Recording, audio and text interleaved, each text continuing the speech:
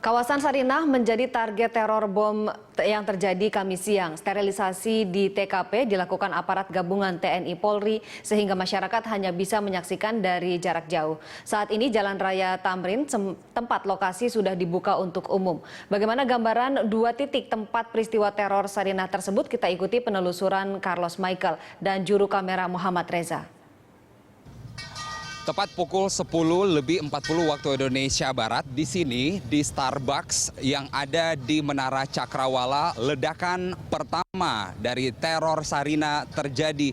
Dan saat ini ketika saya membuat rekaman ini pukul 17 waktu Indonesia Barat, polisi masih berupaya untuk melakukan mendirikan tenda begitu untuk proses penyelidikan lebih lanjut. Sementara itu kawasan dari kafe Starbucks ini sudah ditutup untuk keperluan penyelidikan yang lebih mendalam dari pihak kepolisian dan Densus 88 anti teror. Kami dapat gambarkan bahwa ledakan terjadi tepat di depan Starbucks. Ada yang mengatakan bahwa di samping sebelah kanan, ada juga yang mengatakan di depan pintu masuk. Tetapi situasi dan kondisi fisik dari Starbucks ini sendiri bisa Anda lihat sangat rusak. Semua kaca pecah. Dan di sini diperkirakan terjadi ledakan yang pertama, itu yang dikatakan oleh Menteri Politik Hukum dan Keamanan Luhut Binsar Panjaitan dalam pernyataannya. Dan situasi di sini tadi sekitar pukul 11 sangat-sangat steril begitu, karena terjadi kontak senjata antara terduga teroris dan juga pihak Densus 88 anti teror. Anda bisa melihat di bawah kameramen saya bahwa kaca-kaca masih dalam posisinya, belum dibereskan begitu oleh pihak Starbucks maupun pihak kepolisian. Dan proses ini dilakukan untuk kemudian memudahkan pihak kepolisian melakukan olah TKP. Olah TKP sudah dilakukan 2 jam setelah peristiwa berlangsung, tepat ketika Luhut Binsar Panjaitan usai mengunjungi tempat kejadian perkara ini. Dan saya akan menunjukkan kepada Anda pemirsa lokasi kedua yang ada kurang lebih sekitar 50 meter, tepat berada di sebelah kiri depan Starbucks ini, yakni di pos polisi depan Plaza Sarinah.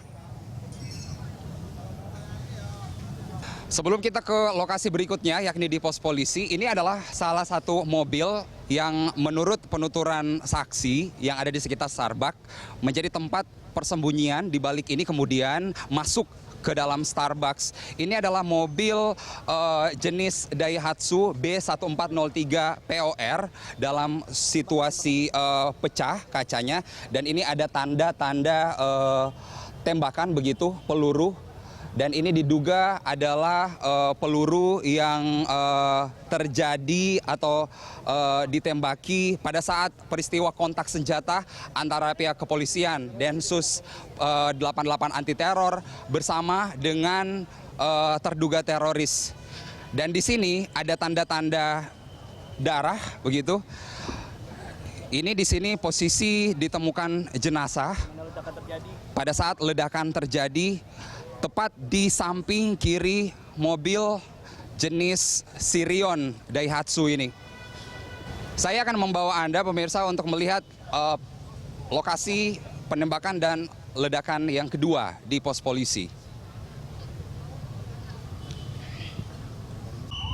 Iya, kemudian dari Starbucks yang hanya kurang lebih sekitar 50 meter, ini adalah lokasi di mana kita melihat dalam tayangan-tayangan media sosial maupun tayangan-tayangan media satu jenazah tergeletak di sini, dan tempat terjadinya ledakan yang kedua adalah pos polisi di perempatan Sarinah. Di sini kemudian diperkirakan, karena sampai saat ini kita belum mau tahu korban yang jatuh dari pihak terduga teroris dan juga warga sipil dan kepolisian.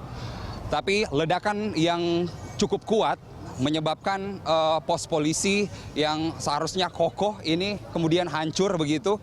Dan tadi pihak Gegana bahkan 2 jam setelah terjadinya peristiwa masih terus menyisir lokasi pos polisi ini untuk kemudian memastikan bahwa sudah tidak ada lagi material bom begitu. Dan ini adalah pos polisi yang hancur, yang ringsek begitu, karena guncangan bom yang terjadi sekitar pukul 10:40 hanya berkisar 5 menit setelah ledakan pertama yang terjadi di Starbucks Cafe. Banyak sekali warga yang menyaksikan secara langsung peristiwa kontak senjata yang terjadi hampir kurang lebih 25 menit. Dan Menko Polhukam Luhut Binsar Panjaitan sudah menyatakan bahwa Jakarta dalam keadaan yang masih aman. Semua polisi bersiaga di bandara, pintu-pintu masuk yang ada di seluruh Jakarta, memastikan bahwa Jakarta dalam keadaan yang sangat aman begitu. Tetapi siaga 1 dan statusnya sudah dihilangkan begitu. Pihak kepolisian masih terus berupaya untuk mencari tahu apa dan siapa yang ada di balik peristiwa ini. Presiden Joko Widodo sudah datang ke lokasi, kemudian Menko Polhukam, Luhut Binsar Panjaitan, Kapolri, kemudian Panglima TNI, dan seluruh pihak terkait menjanjikan pengusutan kasus ini, bahwa ancamannya di balik ini kita tidak bisa mengatakan ISIS atau kemudian kelompok-kelompok lainnya yang selama ini menjadi target dari Densus 88 anti teror, tetapi tentu berharap bahwa pemerintah dalam hal ini tidak membuat gusar masyarakat. Kemudian masyarakat rasa nyamannya dijamin ke depan tidak akan terjadi lagi peristiwa teror seperti ini, terutama yang terjadi di kawasan Sarinah, Jakarta Pusat. Carlos Michael Muhammad Reza, Berita 1, Jakarta.